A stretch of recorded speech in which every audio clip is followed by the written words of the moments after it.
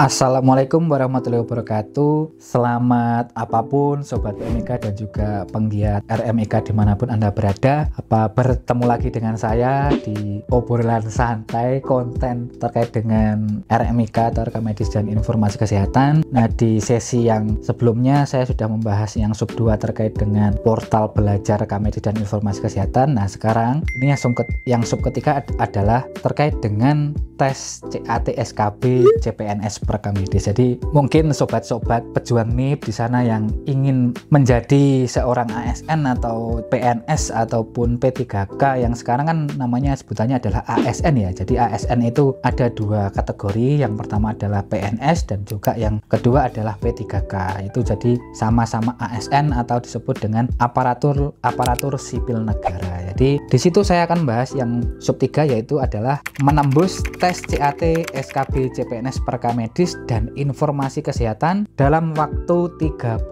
menit.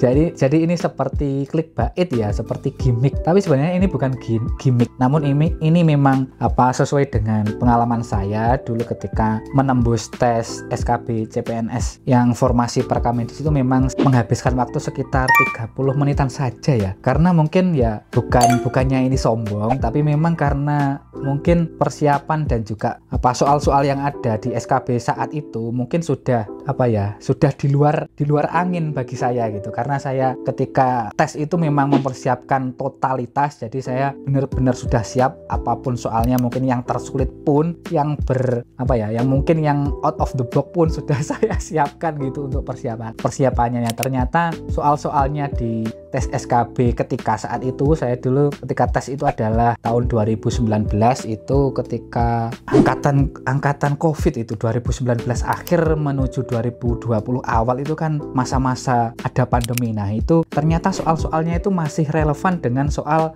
tes SKB atau tes CPNS formasi rekam medis dari tahun 2015 sampai 2018 saat ini. Jadi masih model rekam medis konvensional lama gitu. Ketika di soal-soal itu sangat di luar ekspektasi saya. Yang saya persiapannya sudah sampai ke terkait teknologi dan juga informasi pembelajaran yang termutakhir saat ini, ternyata itu soal-soalnya masih metodenya sebenarnya tetap sih. Jadi masih ke yang lama gitu, masih di buku pedoman penyelenggaraan rekam medis di rumah sakit di Indonesia itu yang tahun 91 dan 97 yang terbitkan lagi 2006 oleh Depkes RI. Itu semuanya itu saya rasa di muaranya atau sumber datanya itu dari situ, sumber materinya.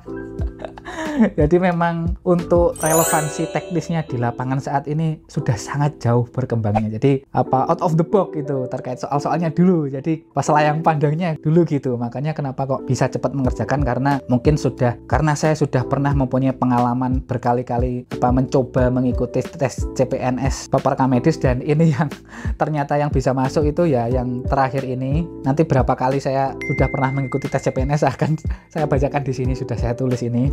Saya langsung aja ya supaya langsung runut sesuai dengan yang tertulis di buku gitu. Teringat beberapa tahun yang lalu ketika ujian seleksi kompetensi bidang atau SKB rekam medis dan informasi kesehatan di Crown Victoria Hotel Tulung Agung, alhamdulillah dari 100 soal dapat aku selesaikan dalam waktu sekitar 30 menit saja. Meskipun waktu yang tersedia masih 60 menit, kenapa bisa begitu? Umur dan kesibukan bekerja bukanlah alasan kita tidak mampu bersaing dengan fresh graduated. Faktanya, ujian tahun lalu aku masih mampu bersaing dengan usia yang terpaut jauh sekali dan bisa melewatinya. Jadi seperti yang saya bilang, jadi memang kemauan kita itu yang mempengaruhi kita itu adalah motivasi kita. Jadi niat dan juga aksi nyata kita yang mempengaruhi. Jadi usia dan apapun itu adalah sebenarnya cuma alasan aja. Jadi kalau alasan kita usia tidak mau belajar itu ya alasan kita sendiri. Kalau kita mempunyai niat dan aksi nyata untuk melakukannya ya kenapa tidak? Dan itu pun bisa terjadi gitu. Dan saya pun sudah membuktikannya.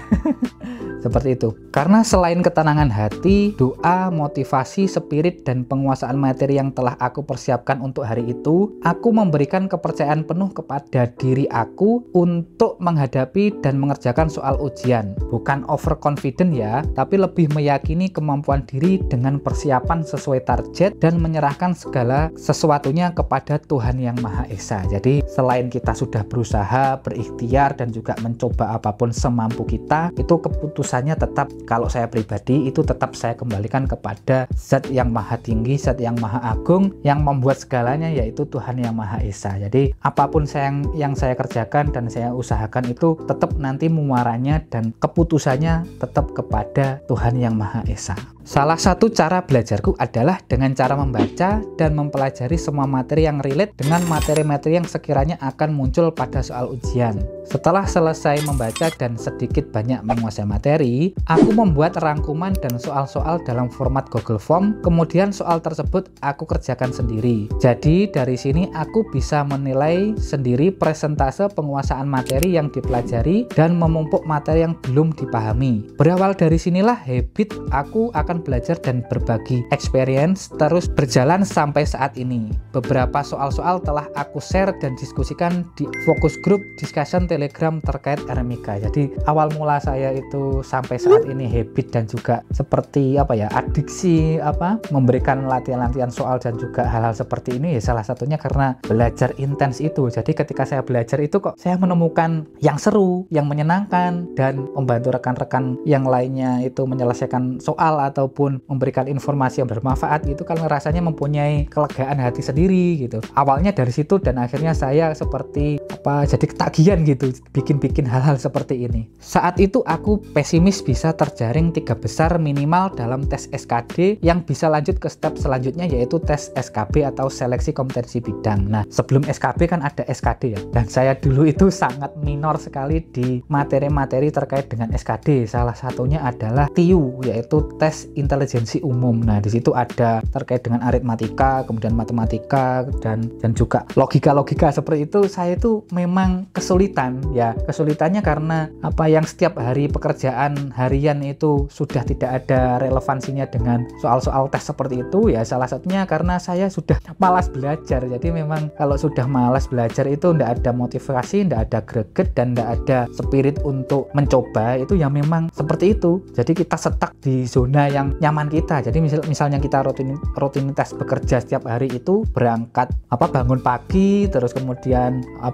berangkat bekerja, kemudian pulang, berangkat lagi, seperti itu rutinitas harian seperti itu. Jadi untuk memulai hal baru itu membiasakan budaya hal baru, membaca gitu aja sudah sangat membutuhkan effort yang sangat lebih sangat susah sekali gitu. Jadi memang itu tergantung niat kita masing-masing dan motivasi kita apa untuk melakukannya. Dan salah satunya karena saya ingin mencoba bagaimana sih limit kemampuan saya itu untuk belajar itu bagaimana ya. Alhamdulillah bisa lolos di SKD itu dan bisa melanjutkan SKB gitu. Alasan pertamaku adalah berprasangka faktor-faktor yang seperti faktor usia dan bertahun-tahun keseharianku hanyalah bekerja di bidang yang sama, yaitu sebagai coder, terkait coder InajiBijis ya, coding InajiBijis seperti itu sehari-harinya dulu. Materi-materi dan soal-soal terkait uji tes CPNS sama sekali dan hampir tidak pernah aku pelajari seperti yang saya sampaikan tadi. Namun semangatku tidak mudah luntur. Aku mencoba dengan segera menggali potensi diri. Aku pupuk semua materi-materi yang aku belum pahami dan kuasai. Aku pelihara terus pengetahuan yang sudah aku mengerti, tentunya berbasis literatur dan sumber-sumber yang dapat dipertanggungjawabkan. Jadi ketika akan menuju tes SKD itu saya banyak sekali membuka portal-portal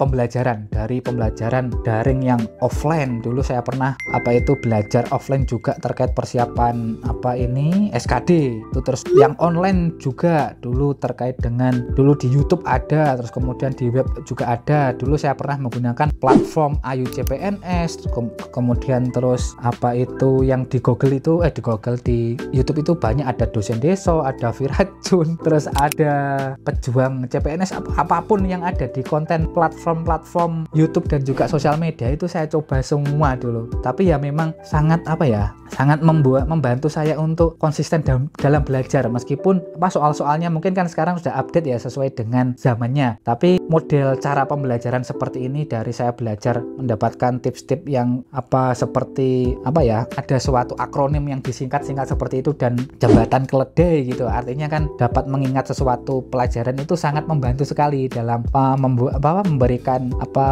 budaya membaca dan budaya belajar itu sangat membantu sekali. Yang dulu saya malas membaca jadi mau membaca, yang dulu malas untuk mempelajari dan memahami sesuatu jadi saya bisa belajar membaca dan mempelajari sesuatu secara lebih fokus dan intens seperti itu. Berikut ini adalah bukti nyata apabila faktor usia dan lama bekerja bukanlah alasan untuk kita tidak belajar dan mampu bersaing dengan fresh graduated ataupun yang baru-baru lulus. Jadi saya dulu tahun 2010 itu lulus D3 RMIK dan 2019 itu baru tembus di CPNS atau ASN Perkamedis. Jadi sudah berapa tahun? Dari 2010 ke 19 itu hampir 10 tahun ya. Jadi sebenarnya bukan masa penantian. Namun memang masing-masing itu punya proporsi sendiri dalam mencapai tujuan atau target sesuatu. Jadi ya memang ini jadi memang subjektif sekali. Jadi alhamdulillah bisa ikut bergabung menjadi ASN Formasi Prakamedis seperti itu. Bukti bahwa bermimpi besar itu bisa diwujudkan asalkan punya tekad dan aksi nyata. Peringkat teratas tes SKD dan SKB serta menjadi ASN Prakamedis dan Informasi Kesehatan bisa aku raih sesuai dengan harapan, usaha, doa, dan pastinya atas ridho dari Tuhan Yang Maha Esa.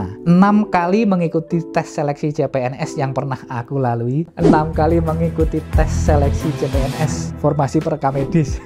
Jadi tidak tanggung-tanggung, sudah 6 kali. Yang pernah aku lalui semua pengalaman bekerja sebagai PMIK di berbagai FKRTL, plat kuning dan plat merah, serta kiat-kiat tips dan sebagainya akan aku bagikan bertahap di FGD Telegram ASN Prakamedis dan Informasi Kesehatan. Jika Anda penasaran dengan kelanjutan cerita aku, kini saat yang tepat bagi Anda untuk memberikan kontribusi terbaik kepada nusa dan bangsa melalui menjadi ASN Prakamedis dan Informasi Kesehatan yang berakhlak, yaitu berorientasi pelayanan, akuntabel, kompeten, harmonis, loyal, adaptif, dan kolaboratif. Yuk join saja di sini di ASN Prakamedis. Jadi di sini adalah nanti ada FGD Telegram ASN Prakamedis. Ini adalah grup rekan-rekan atau sobat mahasiswa ataupun alumni RMIK yang ingin mempersiapkan diri untuk menjadi ASN Prakamedis yang formasi Prakamedis. Di sana kita bisa membahas apapun seluk-beluk terkait dengan persiapan pendaftaran ataupun sampai dengan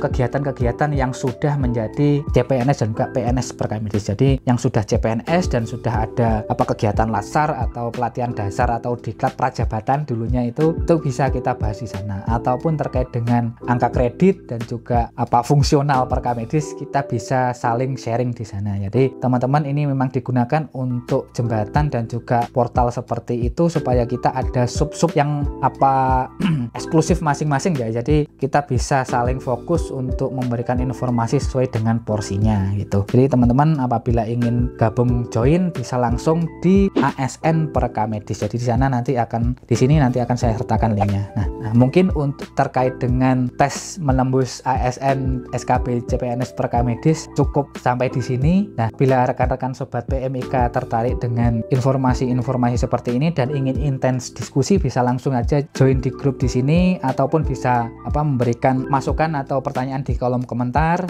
supaya kita bisa saling berinteraksi secara positif gitu. Mungkin cukup sekian terkait dengan tes menembus ASN SKB Prakamedis. Ada kurang lebihnya saya mohon maaf. Saya akhiri. Wassalamualaikum warahmatullahi wabarakatuh. Semangat bertransformasi, PMIK kita bisa.